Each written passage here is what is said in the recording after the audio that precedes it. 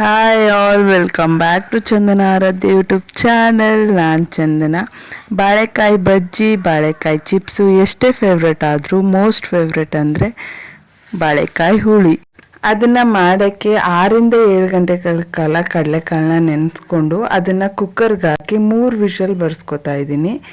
Next ಮಸಾಲೆ ready ಮಾಡ್ಕೋಬೇಕು. ಮಸಾಲೆಗೆ ಸ್ವಲ್ಪ ಕಾಯಿ ತೊಗೊಂಡಿದ್ದೀನಿ ಮತ್ತು ಸ್ವಲ್ಪ ಕಡಲೆನ ತೊಗೊಂಡಿದ್ದೀನಿ. ಹಾಗೆ ಇದಕ್ಕೆ 2 ಸ್ಪೂನ್ ಎಳ್ಳೆನ ಹಾಕ್ಕೊಂಡು, ಬಿಳಿ ಎಳ್ಳೆನ ಹಾಕ್ಕೊಂಡು ನೀರು ಹಾಕಿ ಫೈನ್ ಪೇಸ್ಟ್ ಮಾಡಿ ರೆಡಿ ಮಾಡಿಟ್ಕೊಂಡ್ರೆ ಮಸಾಲೆ ರೆಡಿ ಆಗುತ್ತೆ. ನೆಕ್ಸ್ಟು ಒಂದು ಪಾತ್ರೆಗೆ ಸ್ವಲ್ಪ ನೀರು ತಗೊಂಡು ಅದಕ್ಕೆ ಹುಣಸೆ ಹಣ್ಣನ್ನ ಕಲಿಸ್ಕೊತಾ ಇದ್ದೀನಿ.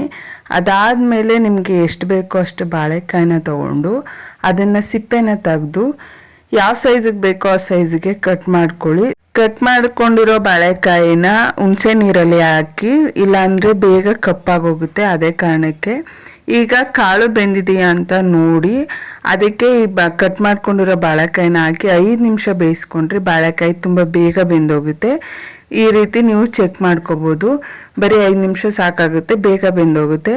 ನೆಕ್ಸ್ಟು ಒಂದು ಬಾಣಲಿಗೆ ಸ್ವಲ್ಪ ಎಣ್ಣೆನ ಹಾಕ್ಕೊಂಡು ಸ್ವಲ್ಪ ಸಾಸಿವೆ ಮತ್ತು ಒಗ್ಗರಣೆಗೆ ಈರುಳ್ಳಿ, ಒಣಮೆಣಸಿನ ಹಾಕ್ಕೊಂಡು ಒಗ್ಗರಣೆ ಬೆಂದ ಮೇಲೆ ನಾವು ರುಬ್ಬಿಟ್ಕೊಂಡಿರೋಂಥ ಮಸಾಲೆನ ಸೇರಿಸಿ, ಹಾಗೆ ಖಾರಕ್ಕೆ 2 ಸ್ಪೂನ್ ಖಾರದ ಪುಡಿನ ಆ್ಯಡ್ ಮಾಡ್ತಾ ಇದ್ದೀನಿ. ಹಾಗೆ ರುಚಿಗೆ ತಕ್ಕಷ್ಟು ಉಪ್ಪನ್ನು ಹಾಕಿ ನೀಟಾಗಿ ಮಿಕ್ಸ್ ಮಾಡ್ಕೊಳ್ಳಿ. ಹಾಗೆ ನೆಕ್ಸ್ಟ್ ಬೆಂದಿರೋಂಥ ಕಾಳು ಮತ್ತು ಬಾಳೆಕಾಯಿನ ಹಾಕಿ ನೀಟಾಗಿ ಒಂದ್ಸಲ ಮಿಕ್ಸ್ ಮಾಡಿಕೊಂಡು ಇದಕ್ಕೆ ಒಂದು ಸ್ವಲ್ಪ 2 ರಿಂದ 3 ಸ್ಪೂನ್ ಆಗುವಷ್ಟು ಹುಣಸೆಹಣ್ಣು ರಸನ ಆ್ಯಡ್ ಮಾಡ್ಕೊಳ್ಳಿ. ಜಾಸ್ತಿ ಹಾಕಕ್ಕೆ ಹೋಗ್ಬಿಡಿ, ತುಂಬ ಹುಳಿ ಆಗೋಗುತ್ತೆ.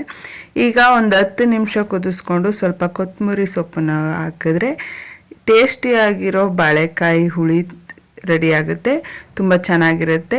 ಒಂದ್ಸಲ ಟ್ರೈ ಮಾಡಿ ನೋಡಿ. ನನಗೆ ಸಪೋರ್ಟ್ ಮಾಡೋ ಪ್ರತಿಯೊಬ್ಬರಿಗೂ ಥ್ಯಾಂಕ್ಸ್ ತಿಳಿಸ್ತಾ ಈ ವಿಡಿಯೋನ ಇಲ್ಲಿಗೆ ಏನು ಮಾಡ್ತಿದ್ದೀನಿ. Do subscribe for more videos.